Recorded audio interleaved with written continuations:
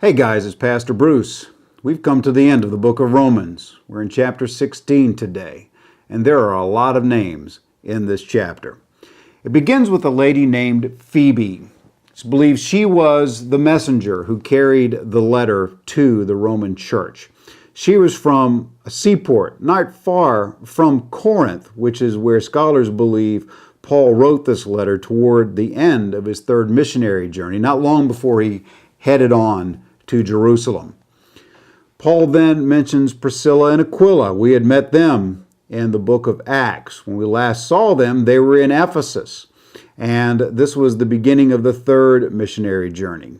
They were from Rome, and so apparently they had made their way home and were still serving the Lord, running a church in their own home. Beginning with verse 6, with a lady named Mary, we see a long list of names. And it's interesting about these names for two reasons. One, well, these aren't names familiar to us. Many of these are women's names. Paul has taken a knock for being a chauvinist. I don't think that's fair. It's evident from this list that there were many women who were instrumental in the early church, and Paul recognized them and appreciated them. The other point about these names, many scholars will speculate upon them and say, well, is this the same person mentioned here? I'll give you an example. Rufus is a name we see in verse 13. Over in Mark 15:21, where Simon the Cyrenian had been conscripted by the Roman guards to carry Jesus' cross, Mark records that Simon was the father of Alexander and Rufus. Same guy? Maybe, maybe not. We don't know. It's probably not a very fruitful thing to be chasing around after that.